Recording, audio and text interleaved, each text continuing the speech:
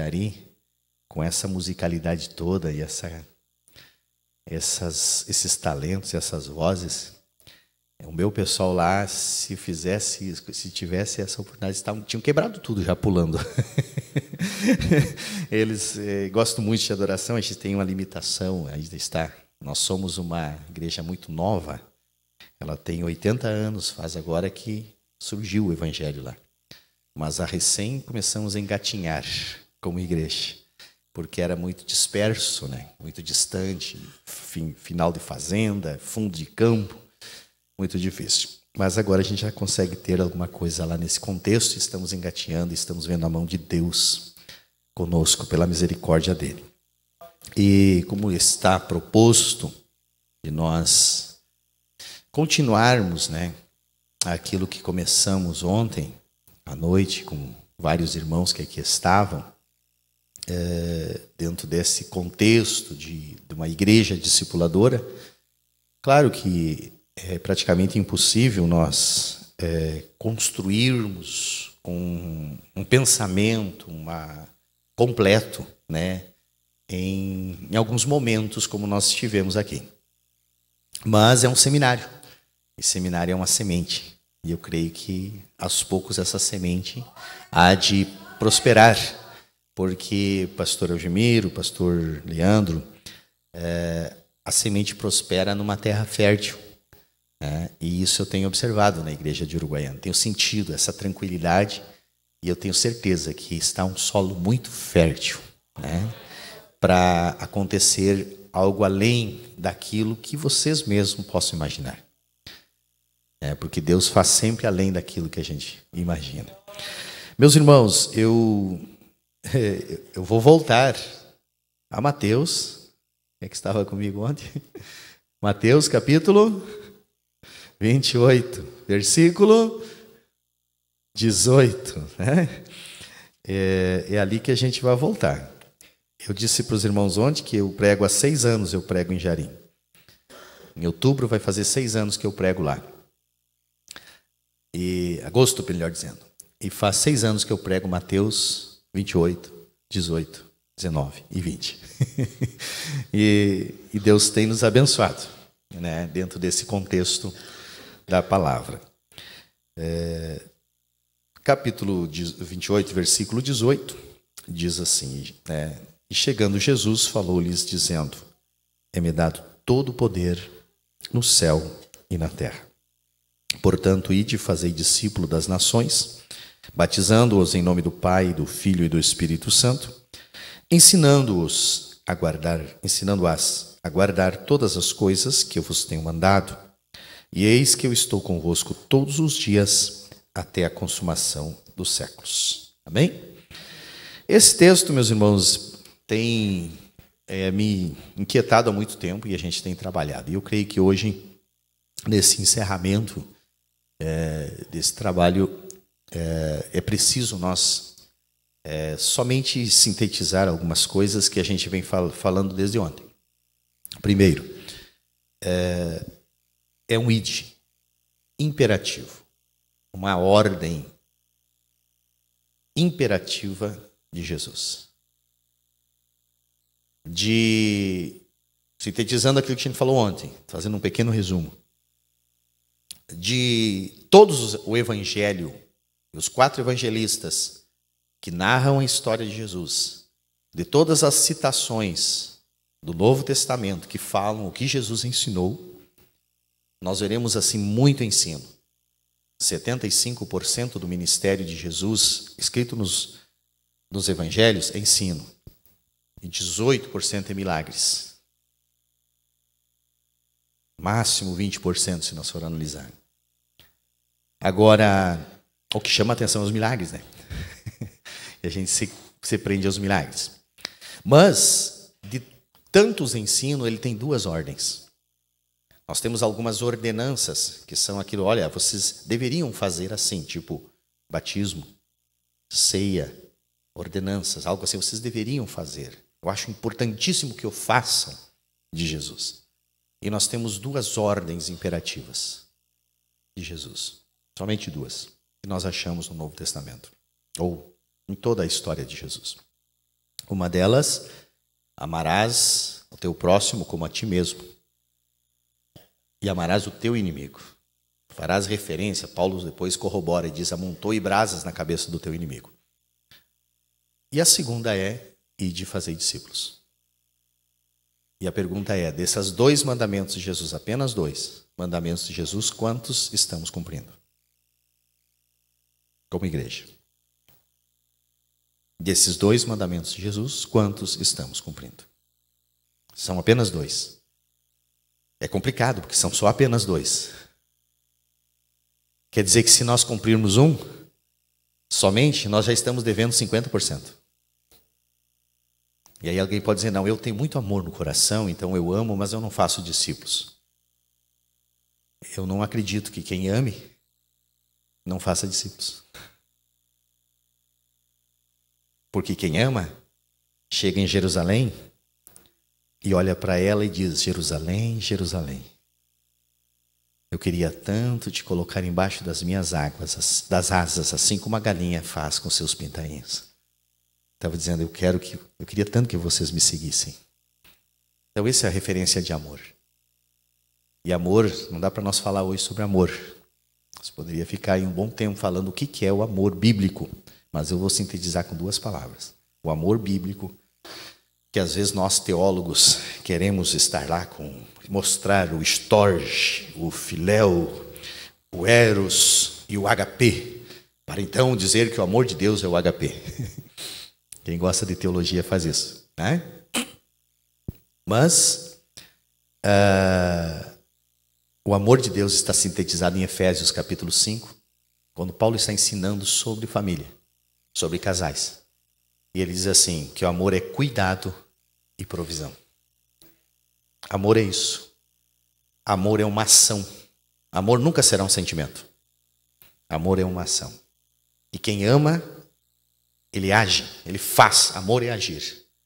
E não tem, então, como o crente dizer que ama se ele não faz discípulos. Amém? Isso nós sintetizamos ontem. E aí, ao sintetizar isso, nós precisamos também compreender que Jesus está dizendo, ide e fazei,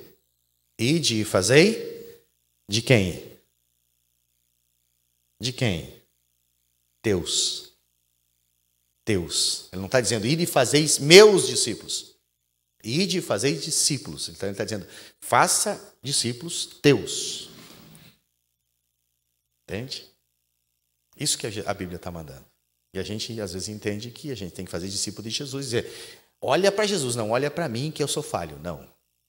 Ele disse antes disso, sede perfeito assim como o Pai é. E diga para as pessoas, olhe para mim e faça o que eu estou fazendo. E o apóstolo Paulo entende isso e diz, faça o que eu estou fazendo, porque eu faço o que o mestre ensinou a fazer. Sede meus imitadores, assim como eu sou de Cristo Jesus. Então é obrigação, é mandamento. Se tu é crente, meu querido, com todo a respeito, se tu é crente, saiba que você precisa obedecer o Senhor. E ele diz, faça discípulos. Amém? Ovelha gera ovelha. Se a ovelha gerasse pastor, seria uma aberração. Sim ou não? Se a ovelha gerasse pastor, seria uma aberração. Se pastor gerasse ovelha, também uma aberração. Ovelha gera ovelha. Eu tenho um pastor amigo meu que diz assim, ovelha sadia dá muita cria. Vamos repetir para guardar essa frase? Ovelha sadia dá muita cria. De novo. Ovelha sadia dá muita cria. O que quer dizer isso? Crente sadio, cheio de Jesus, ele faz discípulo. Ele dá cria. Entende? Pastor, eu não estou conseguindo fazer discípulo. Dá uma analisada em você. De repente você está doente. Procura o teu líder. Conversa com ele. Confessa as tuas mazelas para ele. Sara as tuas feridas e você vai produzir muitas vidas para Jesus. Amém? Bem, isso é uma sintetizada daquilo que a gente pensou aqui durante o sábado. Agora vamos para Atos dos Apóstolos, capítulo 16.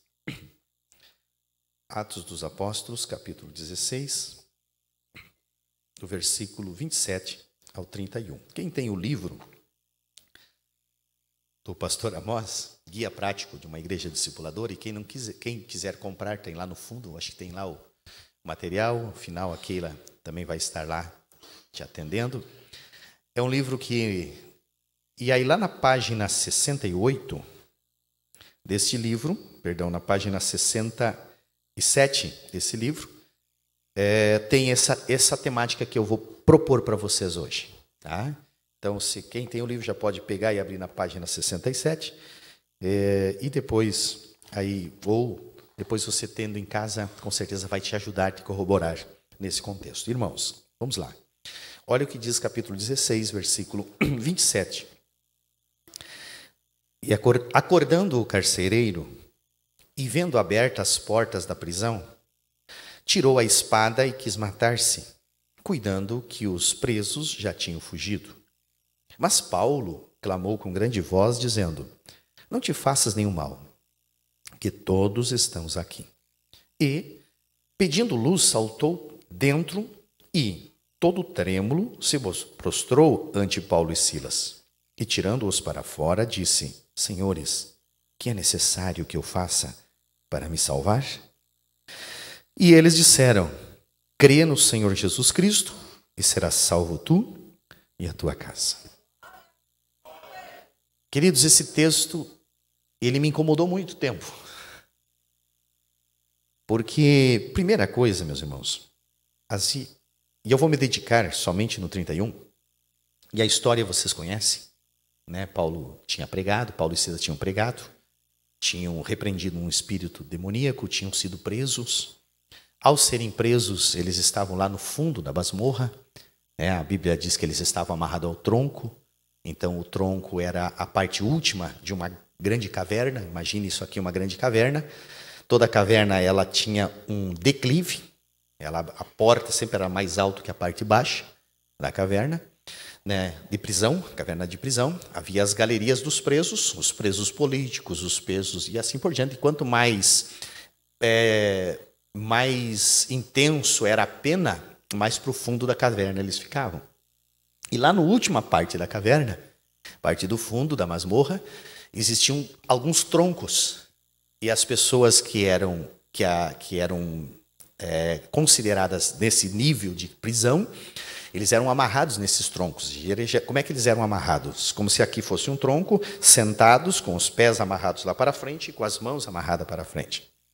Dentro daquele ambiente, como ele estava em declive, todos os presos aqui, não havia saneamento básico, todos os dejetos, a urina, as fezes, o resto de alimento, daquela parte alta da cadeia descia para o fundo.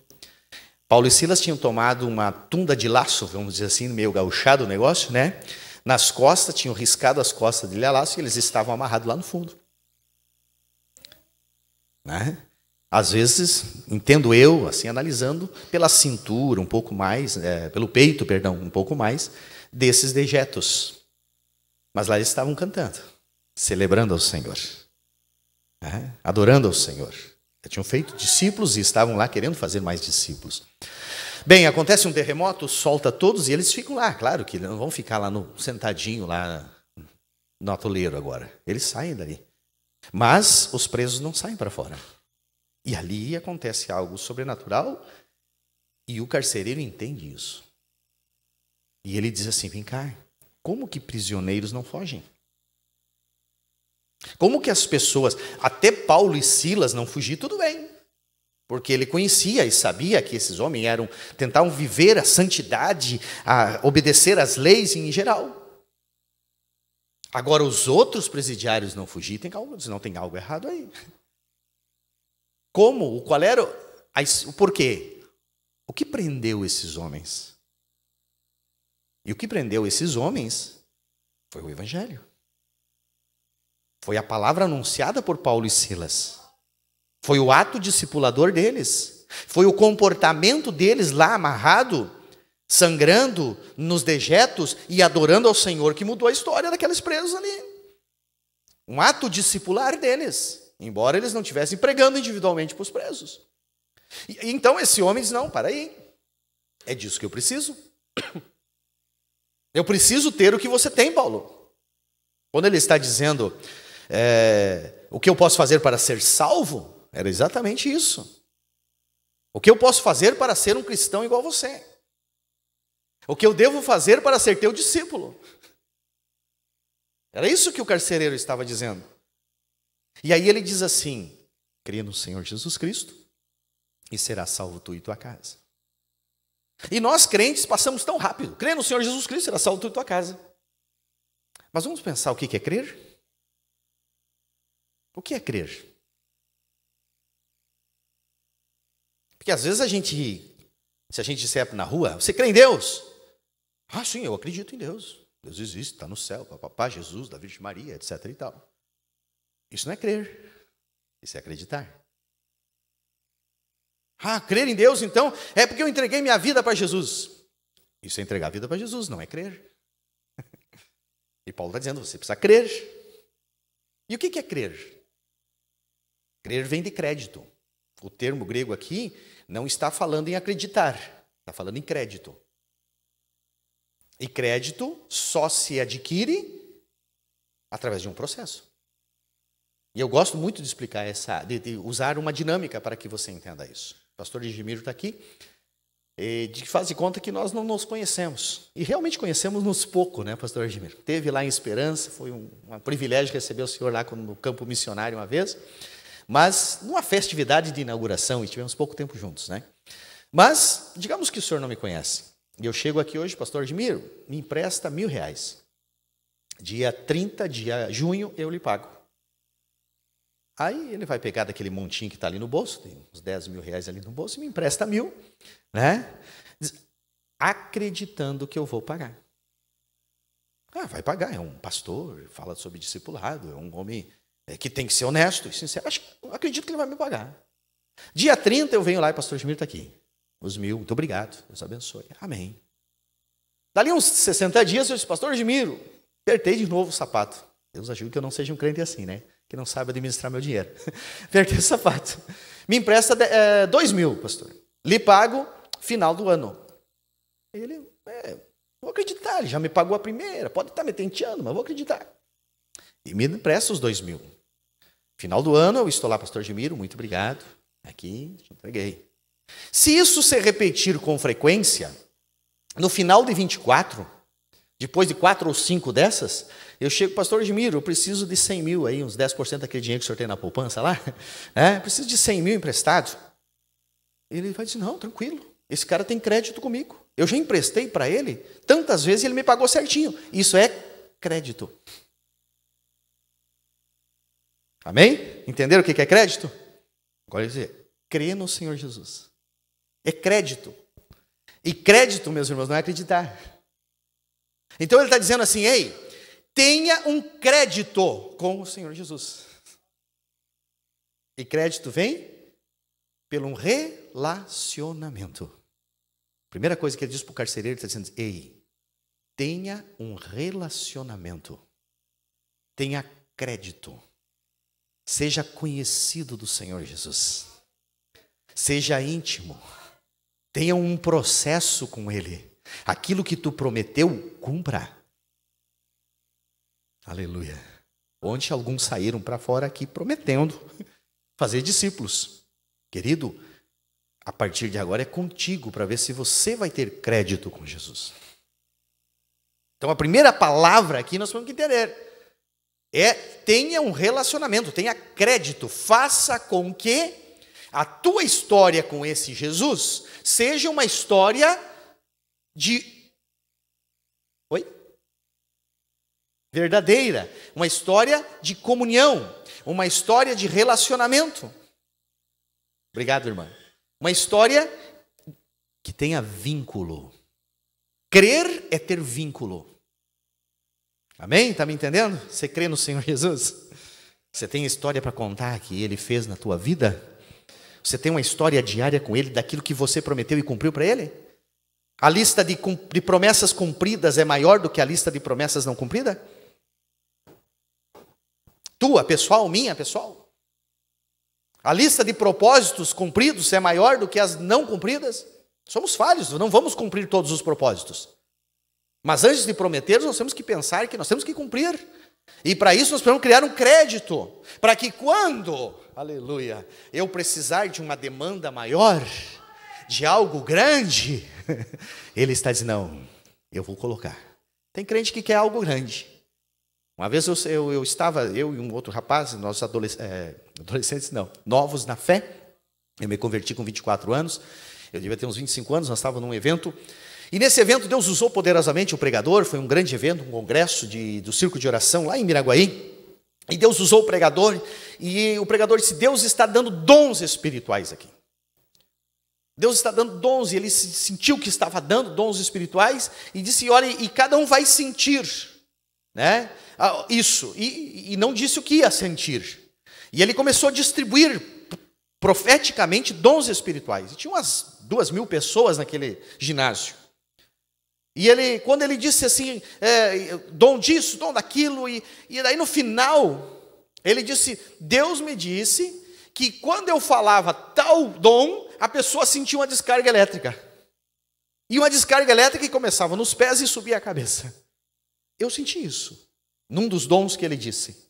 E o outro irmão, que era meu companheiro o jovem, também sentiu no dom de cura. E para mim foi muito bom, eu aprender depois. Aí esse jovem chegou todo animado, uns 6 meses depois, para o meu discipulador, e nós numa conversa, ele disse, pastor, irmão fulano, irmão Ziel, seguinte, irmão Ziel, eu recebi o dom de cura. Eu estava lá naquele congresso assim, assim, assado, e contou toda a experiência dele. Eu ali ouvindo, eu tinha a minha experiência, mas quieto, não tinha falado. E ele conta a experiência dele. E aí o irmão Ziel diz, que bênção, maranhense daqueles ferrenhos. Né? Que bênção, que maravilha, que lindo isso, meu querido. E daí, tu já tem orado pelos doentes? Quanto tempo faz? Faz 6 meses. E tu já tem orado pelos doentes? Daí ele diz, eu quero orar, e Jesus curar idético, e curar leproso, porque Deus me deu o dom. Tu já tem orado por dor de cabeça de alguém? Diz ele. Tu já tem orado pelas tuas dores de cabeça ou tem tomado remedinho quando tem dor? Porque tu tem o dom, Deus é Deus, tu precisa ter um relacionamento com isso. E aí para mim foi uma escola, nem falei do meu. Entende? Então, tudo aquilo que Deus quer, e às vezes Ele mostra para a gente, e Ele coloca esse sentimento na gente, de algo grande. Ok? E Ele vai fazer algo grande, se ele te mostrou e te deu o sentimento. Mas Ele quer que eu e você comece um relacionamento dentro daquele propósito. Alguém diz, eu recebi uma profecia que eu vou ganhar muitas almas para Jesus. E continua de braço cruzado em casa, não fazendo nada. Acha que daqui um pouco, milagrosamente, vai vir uma varinha de condão e vai te levar lá para tal lugar e você vai ganhar almas. Entende? Então, crer no Senhor Jesus. Primeiro passo, essa crença, esse crédito, esse histórico. Aí outra coisa que ele diz ali, que me chama a atenção. Crê no quê? Qualquer uma das duas. Crê no quê? Que está lá? No Senhor. Muda muito aqui. Crê no Senhor Jesus. Muda muito do que ele dizer crer em Jesus. Porque Senhor, o contexto aqui é senhorio. E para nós aqui, no Ocidente, senhorio não tem muita intensidade. Mas quando Paulo está dizendo isso, ele está falando Senhor ali, ele está colocando, e Deus permite que Paulo coloque e deixe nas Escrituras, porque isso é muito forte. Porque senhorio é entregar a sua sede das emoções, a sua capacidade administrativa individual, a sua psique a alguém. É entregar aquilo que tu é para alguém. Isso é senhorio. E nós poderíamos aqui teologar aquela questão do escravo da orelha furada. Não dá tempo para nós pensar sobre isso. É isso que Paulo está dizendo. Seja um escravo da orelha furada de Jesus. Crie um crédito como escravo. senhorio. A diferença é muito grande dos crentes ocidentais que querem entregar a sua vida para Jesus, para a sua alma ser salva, mas para o seu nariz empinado fazer o que ele quer. E não, nós somos, se cremos no Senhor, se tivermos um histórico com Ele, passamos a entregar todas as nossas vontades pessoais para Ele. E passamos a dizer assim como Ele disse no Getsemane. Aleluia.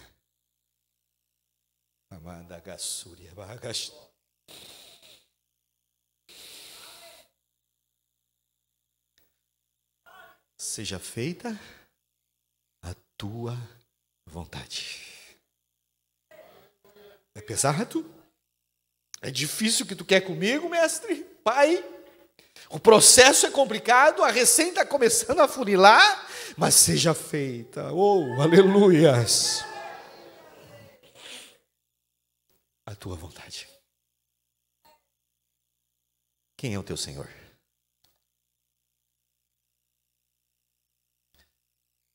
Quem é o teu Senhor? A gente quer um Salvador?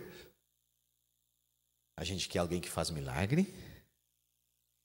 A gente quer alguém que vai lá e muda a nossa conta bancária? A gente quer alguém que nos dê um noivo, uma noiva? A gente quer que alguém que nos dê dons? Isso tudo também não é errado.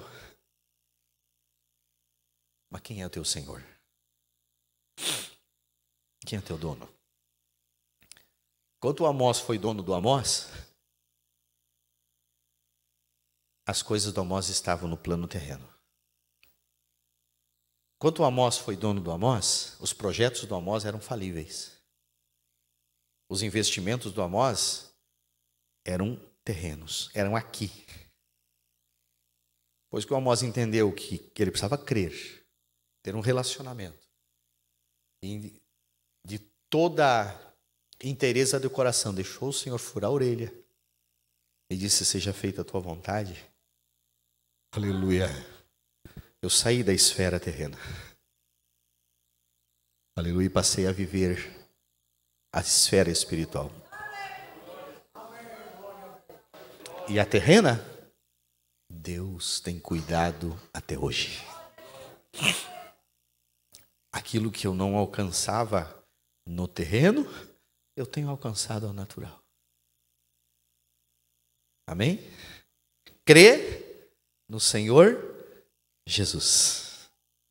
Então não tem como nós sermos agentes de salvação, não tem como o homem, a mulher cristã, crente, ser um agente de salvação, se ele não tiver crédito histórico de uma forma de senhorio com o Salvador.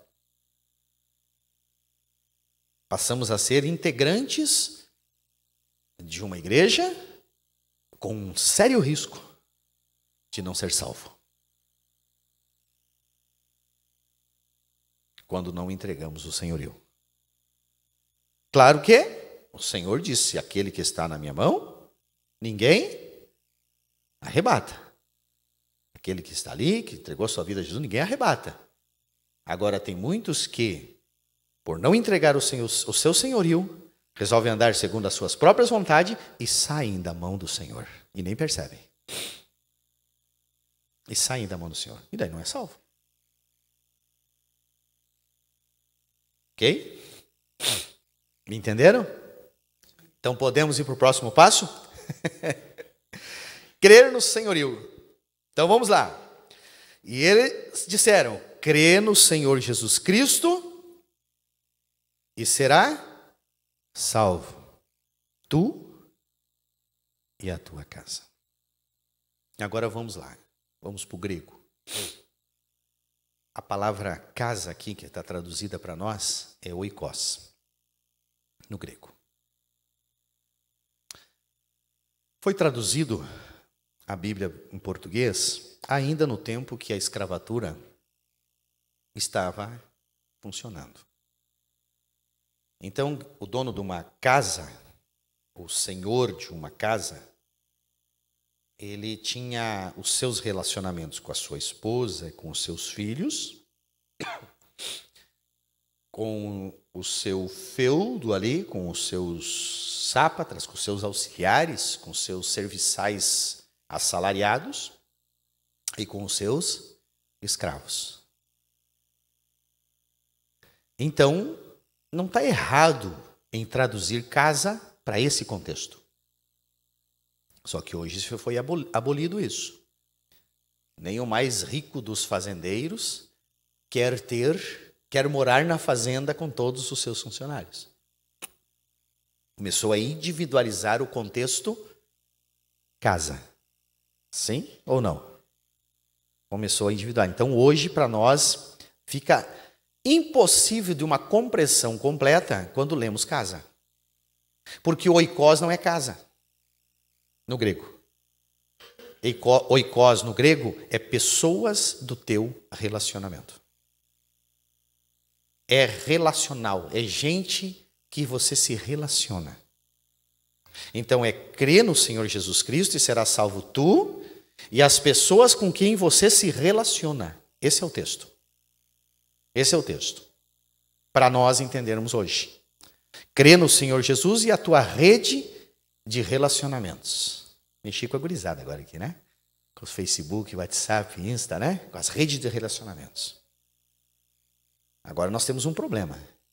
Que os relacionamentos virtuais são superficiais.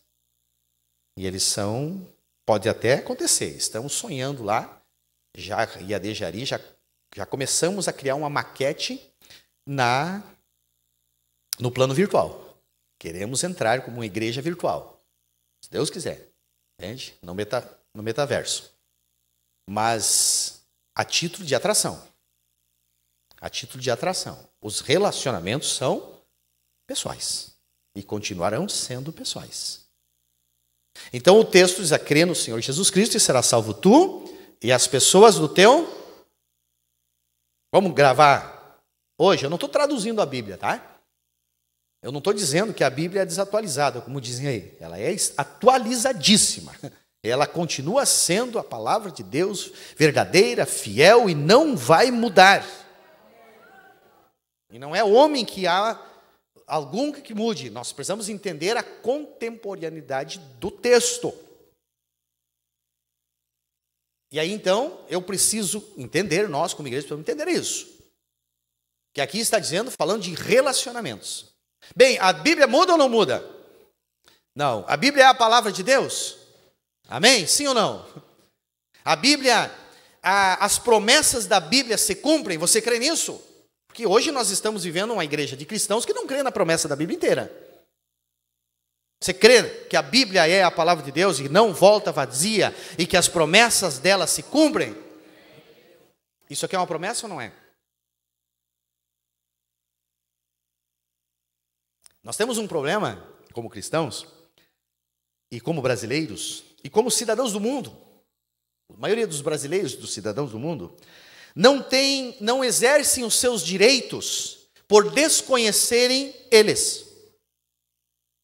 Lá em Esperança ainda eu estava, uma senhora me procurou e pedindo: pastor, eu preciso de uma ajuda aí, financeira, porque eu preciso comprar uma medicação e etc. Isso há 14 anos atrás, 13 anos atrás. E eu disse: tudo bem, mano, nós vamos te ajudar, vamos atrás, vamos resolver a situação. Só que é o seguinte: a senhora já fez um encaminhamento para que o Estado lhe pague? Não, pastor, eu não quero encaminhar, porque é um processo jurídico, eu não quero entrar na justiça, porque fica chato entrar na justiça, o prefeito quem vai pensar de mim? Minha filha, já falou com o prefeito sobre isso? Não, mas eu estou pensando, não, o prefeito vai te agradecer, ele quer te ajudar.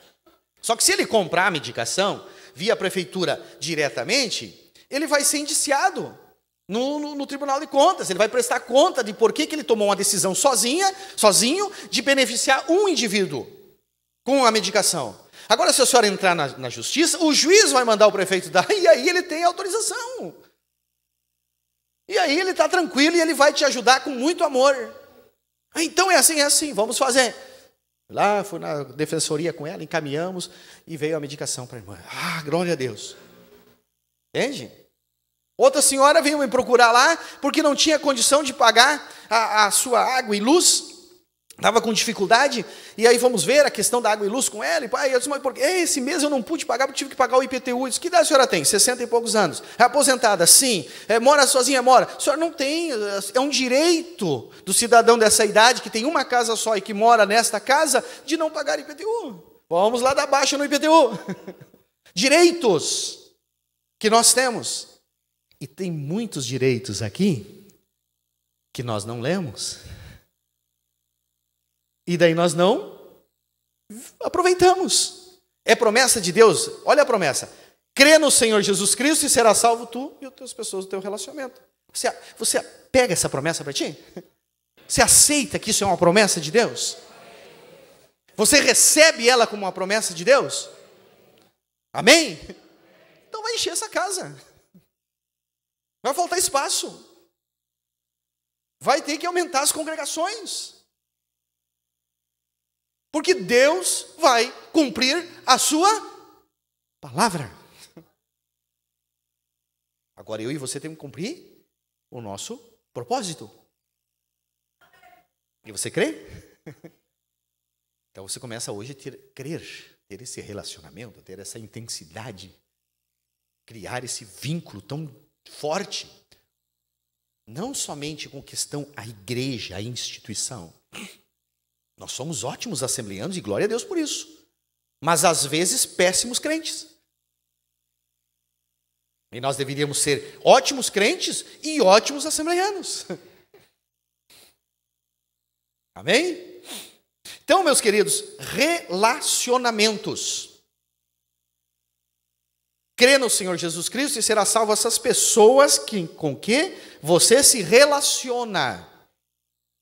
Agora, como que eu, então, vou trabalhar? Agora eu trago alguma coisa, alguma coisa prática. Eu preciso também trazer a parte prática. Não adianta você só professar a fé e sair. Eu creio que os meus relacionamentos serão salvos e sair professando que vira um mantra. Que é o sincretismo religioso que às vezes a gente está pegando de outros ambientes e querendo, não, creio, e vai, e a palavra tem poder e etc e tal. Vamos fazer o seguinte? Vamos agora analisar isso. Eu até disse para os irmãos, tragam uma canetinha, tragam um papelzinho. E quem não tem caneta, não tem um papelzinho, tem o note aí, né? O bloco de notas no celular. Não tem o bloco de notas, o pastor permite que abra o WhatsApp aqui, hoje? O senhor permite que abra um WhatsApp aí? Abra o teu WhatsApp, mas para ti mesmo, sabe? Só para uma anotação, de repente, esposo, para você não... Mas eu preciso que você, que puder anotar aí alguma coisa, você anote. Se você puder anotar alguma coisa, você anote. Tá? O que nós precisamos? Identificar quem são as pessoas do nosso relacionamento. Então, a primeira coisa, nessa dinâmica bem rápida e objetiva, procure 10 pessoas, agora, dos teus relacionamentos que não são crentes em Jesus. Que ainda não tomaram uma decisão por Jesus. 10 pessoas que você se relaciona. Como que é? O que são as pessoas que você se relaciona? Vou te ajudar. Você compra pão? Quem compra pão aqui? Uma vez por semana, pelo menos. Hã? Só pouca gente? Todo mundo faz pão em casa? Eu gosto de pão caseiro. Ah, não, tem mais gente aqui. Entende? Geralmente você compra pão na mesma padaria, né? Sim ou não? Geralmente é o mesmo atendente. Ele é uma pessoa do teu... Tu se relaciona com ela. Mas o crente chega lá, bom dia, me dá um pacote de pão. Isso aí, nunca ele vai conseguir encantar aquela pessoa para Cristo. Bom dia. Jesus Cristo disse, eu sou o caminho, a verdade e a vida, e que ninguém vai ao Pai a não ser por Ele. Me dá um pacote de pão. Vai mudar o relacionamento. Ah, não, pastor. Deixa eu dizer uma coisa. A palavra de Deus não volta vazia. Às vezes a gente quer dizer 1000 palavras para alguém, para ganhar para Jesus. Diga um versículo. Porque as 1000 palavras nossas são nossas. Mas a palavra, o versículo bíblico direcionado vai ficar martelando. Ela não volta vazia. Não dá tempo de eu contar tantas experiências sobre isso aqui. Mas coloca aí, 10 pessoas do teu relacionamento. Você vai no ginecologista, você vai no dentista, você vai no médico, enfim, você vai lá na UBS, a pessoa que tem pressão alta, pressão baixa, de repente a tua pressão alta que está aí é algo de Deus para a salvação de muita gente. Você não quer ir de um jeito, Deus mexe na tua pressão, faz você ir na UBS. Aí lá na triagem, você tem relacionamentos. Amém? Relacionamentos, quem são as pessoas do teu relacionamento? Quem são as pessoas? Pastor, eu não tenho relacionamento com ímpios. Que Deus quebre o farisaísmo hipócrita hoje, em nome de Jesus. E se você não tem relacionamento com ímpios, saia amanhã de casa e vá procurar relacionamentos com não crentes. De que serve o sal se ele for insípido? Se ele não tiver serventia, para que adianta ser sal? Colocamos a luz no velador ou embaixo do alpendre?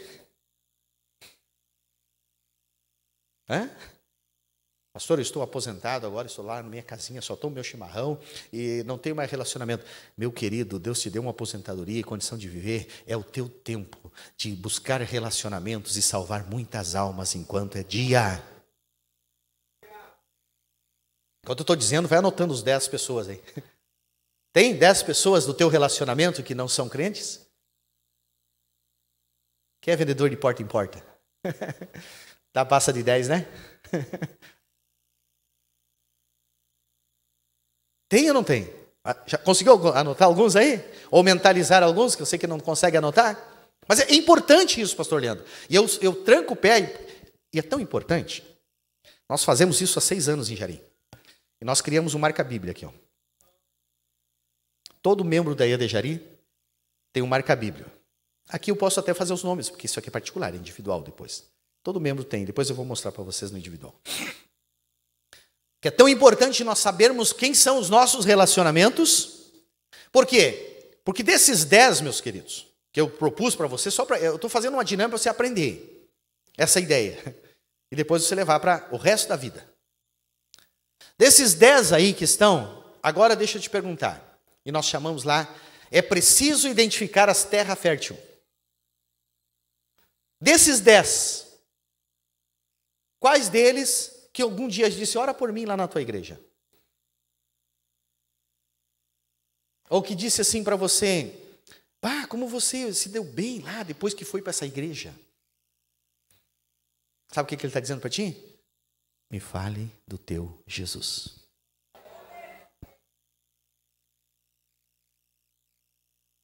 Sabe que Pedro disse assim, ó. Olha o que Pedro diz assim. Queridos, eu preciso que vocês aprendam a responder com mansidão quando vos interrogarem sobre a vossa fé. Sabe esse versículo? Quem conhece esse versículo? Isso? Estou dizendo mais ou menos o versículo certo? Pedro disse isso. Está lá em 2 Pedro. Respondam com mansidão. Por que mansidão? E me incomodou isso por um bom tempo. Porque Pedro está dizendo que eu tenho que me comportar manso para responder quando indagarem a mim sobre a minha fé. Por que mansidão? E aí foi até que eu entendi. Porque sabe como é que alguém que não é crente, ele às vezes indaga sobre a tua fé? Quem não é crente, ele vive no orgulho. O primeiro pecado, o pecado de Satanás, foi o pecado do orgulho. E nós sabemos disso. Quem não foi crente, quem não nasceu em berço cristão, sabe disso. E quem nasceu no berço cristão sabe o que é orgulho também. Que é das primeiras minas, as primeiras cunhas que Satanás coloca no ser humano é o orgulho. Então essa pessoa, nós temos que, não temos que dizer, você é um orgulhoso. Mas lá está um grande orgulho. Porque o Deus dele não é o nosso. É o Deus do orgulho. E eu não sei que hora eu tenho, quanto tempo eu tenho. Não, Leandro, que é para mim. Vocês me aguentam aqui? Vamos lá.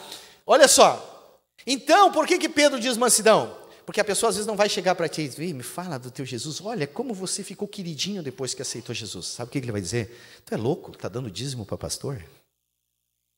Sabe o que ele está dizendo? Me fale do teu Jesus. Ah, você é doido agora? Virou crente? Você perdeu os bailão? Vai ser feliz? Ele está dizendo, me fale do teu Jesus. Por isso que Pedro diz, tem que ter mansidão. Porque a tendência do crente é querer dar uma chapuletada nele. Porque tu vive assim? Não. Me fale do teu Jesus. Então, o que são? Queridos, eu entendo que uma pessoa que assim se comporta contigo é uma terra fértil e muito fértil. Se ela for insistente, então, ela está doida pelo teu Jesus. Se ela te criticar demais, ela está doida para aceitar Jesus. Está me entendendo? Então você precisa das pessoas do teu relacionamento, você precisa identificar quem é a terra mais fértil. Para você colocar a semente na terra que está fértil. Achou aí uns 2 ou 3 que nós usamos lá 3. Achou 2 ou 3 pessoas do teu relacionamento que você vê, não, essa é uma terra fértil. Você já me pediu oração, esse cara já falou, me instigou, esse cidadão, já um momento que eu falei de Jesus abriu uma porta. Isso? Tem ou não tem? Amém? Agora o que eu vou fazer então? Vou sair lá, amanhã, vou lá na casa dele e dizer assim, agora você é uma terra fértil e eu vim aqui te ganhar para Jesus. Então, pega um princípio aqui. Pega esse princípio, olha para mim, pega esse princípio. Tudo que você quiser ganhar na terra, no plano terreno, ganhe primeiro no mundo espiritual. Tudo. Tudo que você quiser ganhar na terra, ganhe primeiro no mundo espiritual. Então o que você vai fazer? Identificou 3 terra fértil aí? 3, uma dinâmica. Não adianta você colocar 5, 10 aí. Você não vai conseguir dar conta de cuidar dessa gente. Você já imaginou nascer quíntuplos? Ei, irmã, nasce quíntuplos, não estou profetizando, tá? Nasce quíntuplos ali? Dá um trabalhão, né? Imaginou 10? Mas uns 3 dá um jeito, né? Então você precisa saber que ovelha gera ovelha. Ovelha sadia dá muita cria. Agora, ovelha que gera ovelha dá mamar. Sim ou não? Ou você, lá, aqui tem ovelha, né? Tem bastante criador de ovelha, né? Você vê a ovelhinha, nasceu a ovelhinha entrega para o pastor, lá, ó, dá mamar para ela aí. Exceto aqueles guachos, né? E dá trabalho um guacho, né? Não queira ter ovelhinhas guacha, tá? Dá trabalho.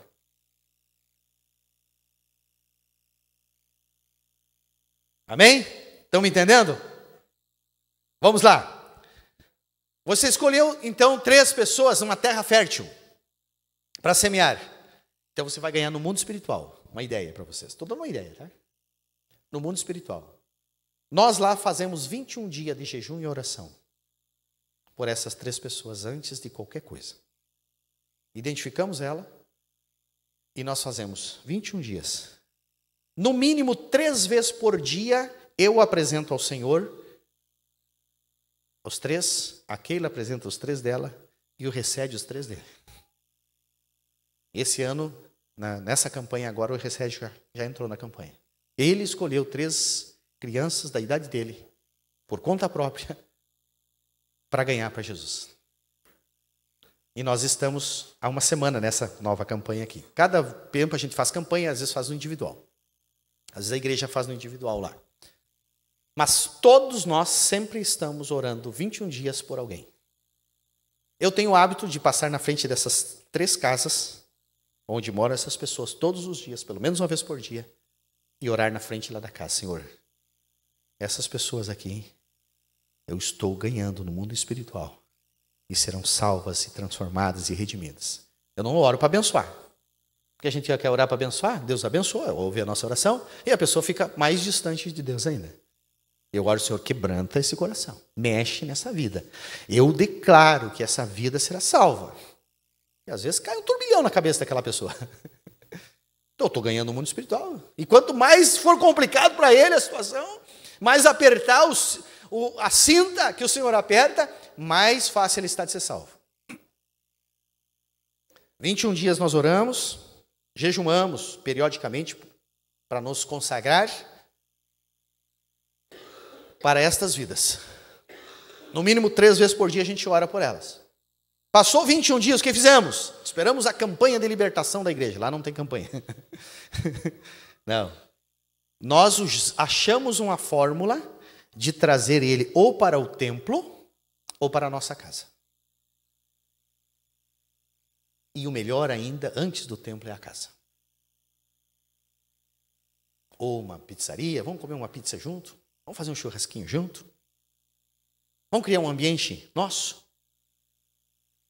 E aí a gente vai lá e fala de Jesus para ele? Não. A gente faz um relacionamento se estreitar. Já está ganho no mundo espiritual. Tu está crendo que vai acontecer.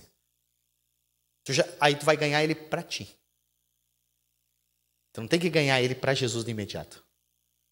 Tem que ganhar ele para ti. Para quê? Para que ele confie tanto em você que você diga, o caminho é esse, e ele diz, é por aí que eu vou ir. Se a pessoa não confia em nós, como nós vamos mostrar o caminho?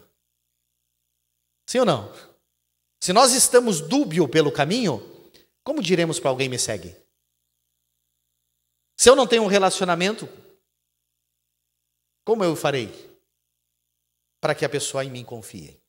Nós estamos ganhando almas, querendo ganhar almas às vezes, meus irmãos, aonde elas são de outros relacionamentos. Pastor, eu vou orar pelo meu filho, que mora lá no Amazonas, vou fazer 21 dias de oração. Olha, pode orar, pode fazer isso, mas ganhar ela num processo de evangelismo, tu não vai conseguir, ela mora lá no Mato Grosso. Tu não pode cuidar dela todo dia, ela não pode abrir o coração para ti, mesmo sendo teu filho. O moço lá de Jarim, desde que eu cheguei, disse, pastor, eu sou o único crente na família, eu preciso ganhar minha família para Jesus, eu preciso, ninguém mora ali na cidade, tudo mora fora.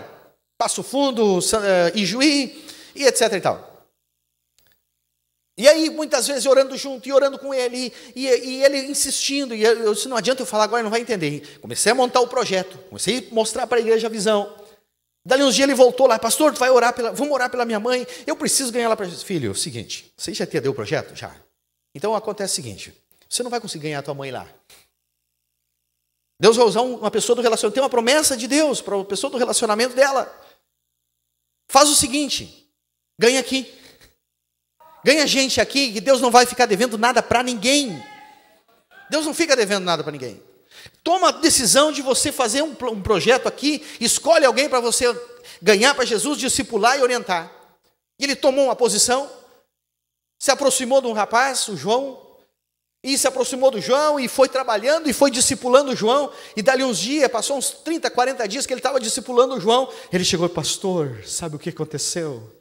Surgiu uma prima minha que eu nunca tinha visto na vida, que eu não conhecia, veio embora do Mato Grosso, morar em Juí, ela é crente e está levando minha mãe na igreja. Está entendendo? Deus não fica devendo nada para ninguém. Você precisa fazer aqui. Aleluia. Você precisa desenvolver isso aqui. O problema é que a gente quer receber as coisas prontas. E Deus nos coloca no projeto, porque ele fica mais valioso o projeto quando a gente está junto. É ou não é? Eu, quando ajudo aquele a fazer alguns quitutes lá em casa, né, parabéns ao pastor Leandro. Vai lá, é bom na cozinha, junto com a esposa, isso é lindo. É um bom exemplo. Um lindo exemplo. E a gente fica todo pachola, né? Foi nós que fizemos. Não é verdade? Não foi ela que fez, foi nós que fizemos. Entende? Quando a gente ganha alguém para Jesus, fui eu que participei desse negócio.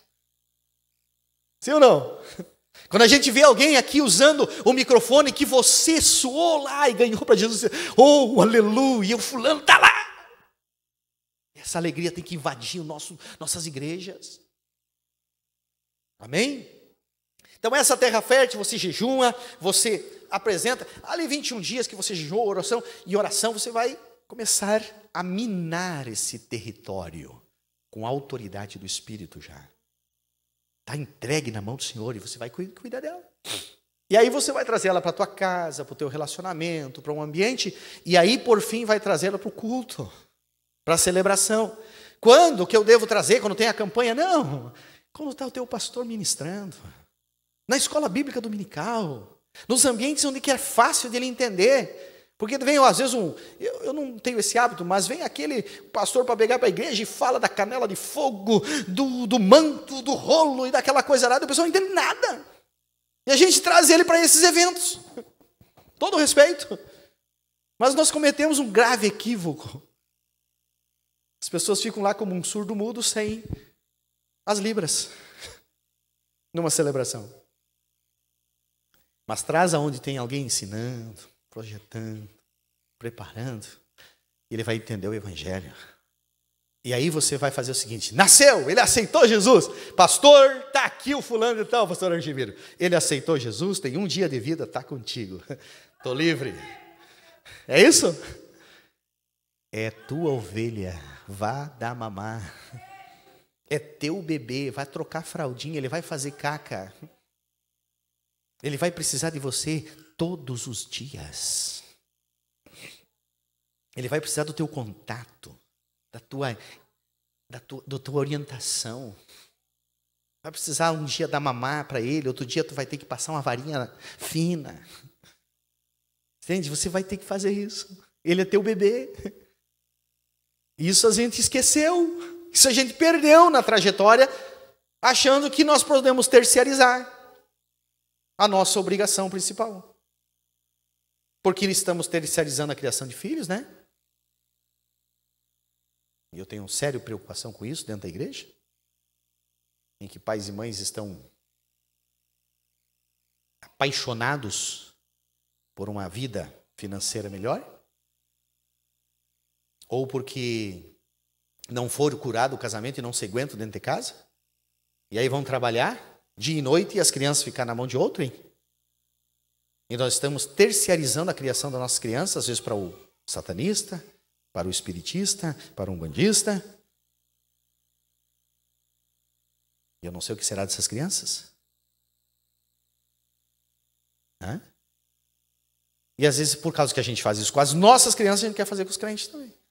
Achar que eles terciarizam. Não, nós não podemos terciarizar o cuidado da nossa família e o cuidado dos nossos filhos espirituais. É mandamento de Deus.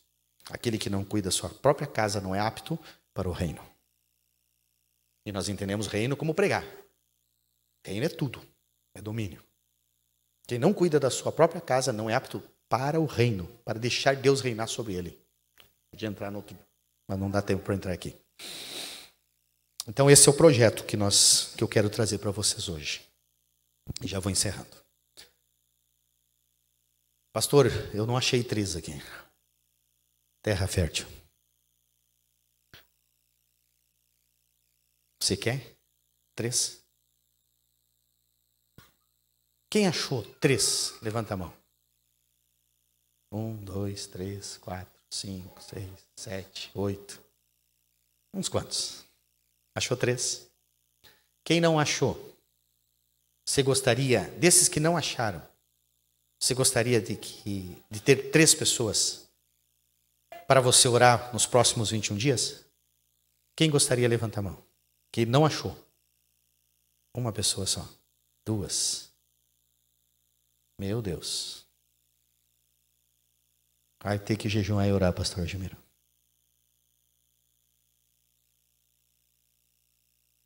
Vai ter que jejuar e orar. Nós estamos acostumados com movimentos, nós estamos acostumados com festa, nós estamos acostumados a vir aqui para receber. E aqui não é lugar de receber. Aqui é lugar de dar. Que Deus tenha misericórdia de nós. Agora, aquele que levantou a mão e disse, eu queria 3. Eu quero te dizer o seguinte, eu tenho certeza que ainda essa noite Pode ser lá no teu sono. O Senhor há de te dar 3 pessoas.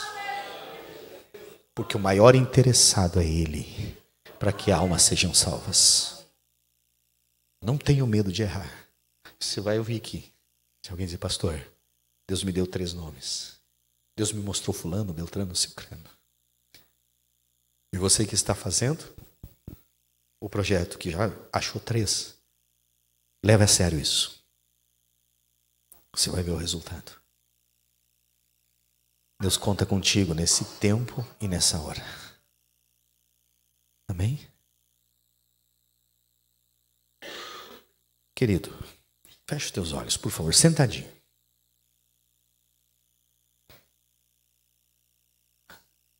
E se você nunca fez 21 dias de oração e jejum por alguém para ser salvo, e você for um homem de Deus, uma mulher de Deus corajosa, peça perdão. Feche os teus olhos e faça isso. Se você nunca fez jejum e oração por salvação de almas, individual, peça perdão. Você não entendeu o Evangelho, diga, Senhor, eu não entendi o Evangelho. Tu sabes, Senhor, que eu estava na ignorância, mas me perdoa, Senhor. Eu não quero mais ser como antes. Aleluia. Deus está contando contigo para esta obra. Os anjos gostariam de estar aqui fazendo isso, criando relacionamentos para salvar almas. Aleluia. Tem gente morrendo sem salvação porque nós não estamos fazendo. Nós investimos na África, nós investimos na Argentina, nós investimos em tantos lugares, porque achando que compramos o Senhor. Isso tudo é importante e necessário, mas Deus não se deixa comprar. E Ele deu uma ordem para mim e para você. Peça misericórdia. Se arrependa. E diga, Senhor, eu vou fazer de tudo para mudar a minha lógica mental e fazer discípulos. E ganhar esse meu oikos para Jesus. Já aproveita aí você e diz, Senhor, quem são? Se você não tem ainda, quem são, Senhor? Quem são? Me dá, Senhor, com amor. Senhor, eu quero cumprir o teu mandamento. Quem são? Amém? Olha para mim. Quero encerrar dizendo uma coisa.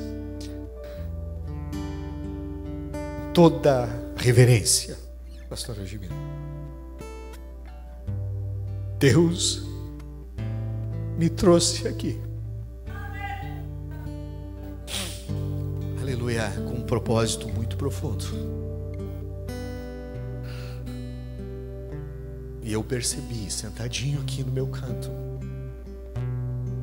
o que Deus vai fazer aqui. Hoje aqui, sentadinho. E Ele me fez lembrar de algo, pastor Gilmiro, que algumas vezes eu já contei em alguns seminários da IBD, da Cepadergs. Quando eu cheguei em Jari, uma terra inóspita, um ambiente desfavorável, e quem o senhor conhece um pouco da história minha lá, eu tive uma visão e fiquei com ela para mim. E aí eu estava conversando com um dos obreiros de lá, e ele disse, pastor, deixa eu te contar uma visão de uma irmã que enquanto ministrava numa das nossas congregações teve há 1 ano e pouco atrás. Eu disse, qual é que é? Ele disse, a irmã teve. Ela disse, eu estou vendo, vi aqui todo o estado do Rio Grande do Sul de cima, e havia luzes fortes e luzes fracas. E no centro do estado acendeu uma pequena velinha. E aquela velinha, ela chamava a atenção, embora pequenina, ela chamava a atenção.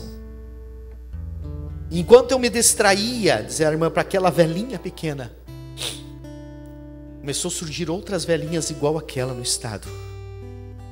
O estado era escuro, diz ela. Tinha algumas luzes fortes.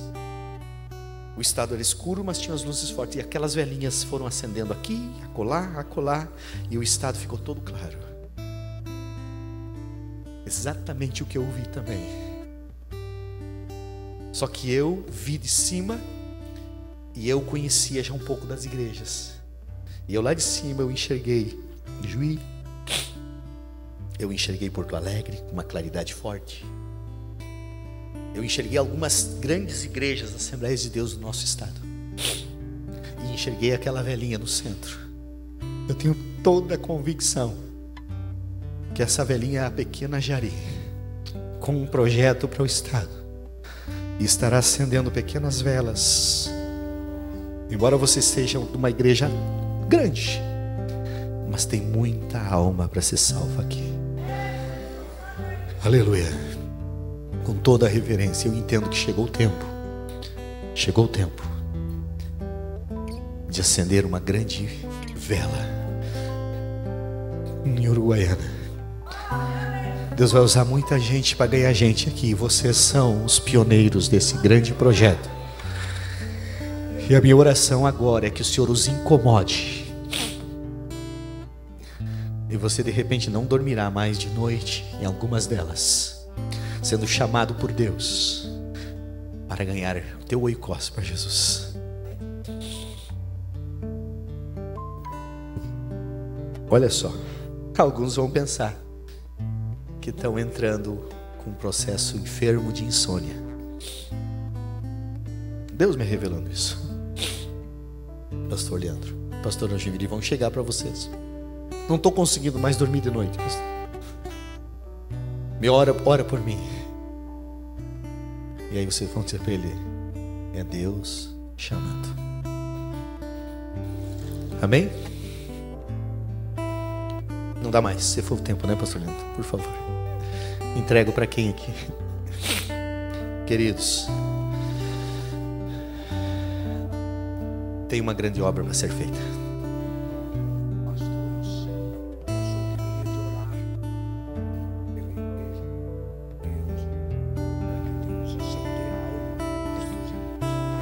O pastor pediu para que nós orássemos. Vamos ficar em pé? Aleluia.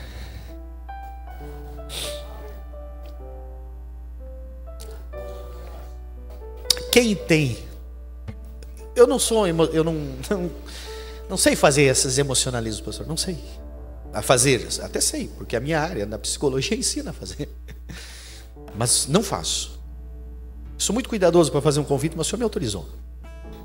Eu sou muito respeitoso também. Se alguém me disser, vai pregar, eu vou pregar. A hora de orar é para, se me mandar orar, eu oro. Quem tem coragem de sair voando do seu lugar agora e dizer assim, correndo aqui na frente, dizer: eu sou um que quero ganhar o meu oikos para Jesus.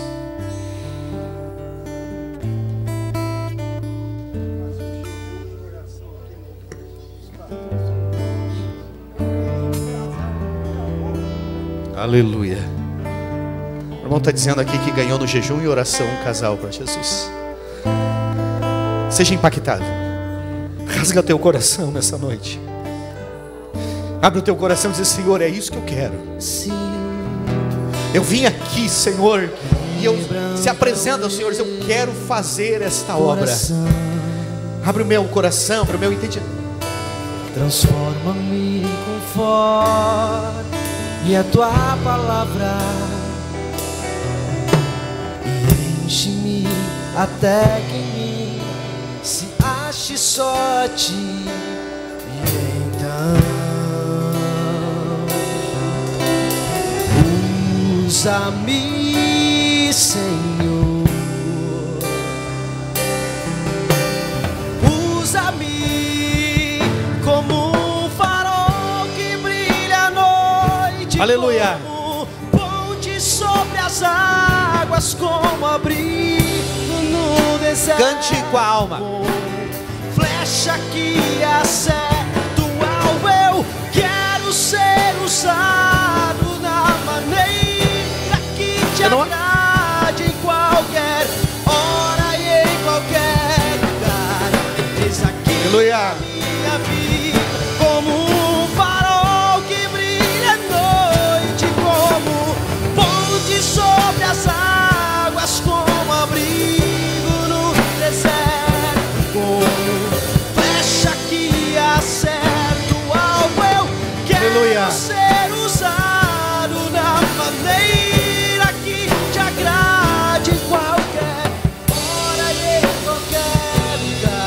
Aleluia. Que a minha vida examine.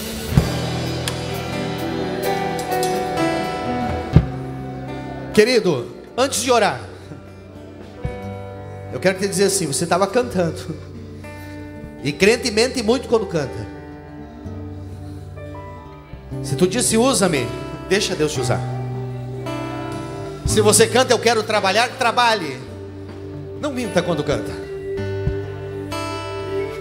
Mas façamos esta obra, meus queridos.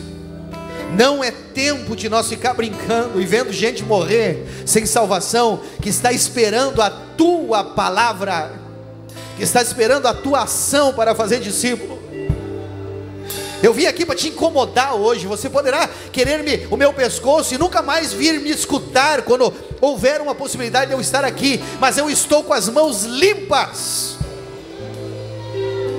Há um propósito de Deus, há um compromisso de Deus para contigo, mas há um mandamento dele para que você faça discípulos. E se você não fizer, eu estou limpo, limpo deste sangue. Entenda isso. Entenda isso. Aleluias. E com aqueles número pequeno, pastor Leandro, eu não me preocupo com números pequenos iniciais, pastor Archimiro, mas com esses que realmente tomarem posição aqui. Aleluia. É de vocês. Oh. Ai, obrigado, Gabriel, da chuva, assim. Ele é mais, tu voltas, tu mais. Aleluia. Assim diz o Senhor. De um pequeno exército que levanto hoje, Uruguaiana será impactada para a posteridade. Aleluia. Ei, mandriais, o imarro, e me vou obrigar. Pai, Pai das luzes, você sabe tudo. Você conhece cada homem, cada mulher que está aqui, Pai querido. E eu declaro sobre a vida desses homens e mulheres a autoridade do Espírito Santo, Pai.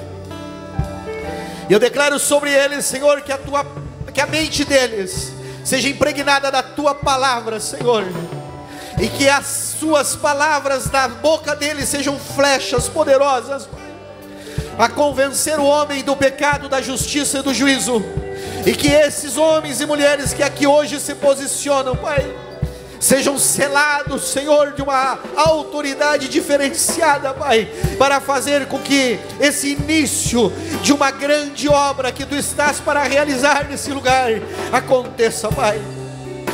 Eu declaro sobre esses homens, sobre essas mulheres, Senhor, que a Tua glória e graça os encha de uma forma sobrenatural, Pai querido, e que eles sejam impactadores, Senhor, da visão, da expansão de almas, e que as pessoas dos seus relacionamentos não mais os vejam como alguém somente, mas como alguém, Senhor, poderoso em Ti, uma luz, um sal, para fazer a diferença nessas vidas.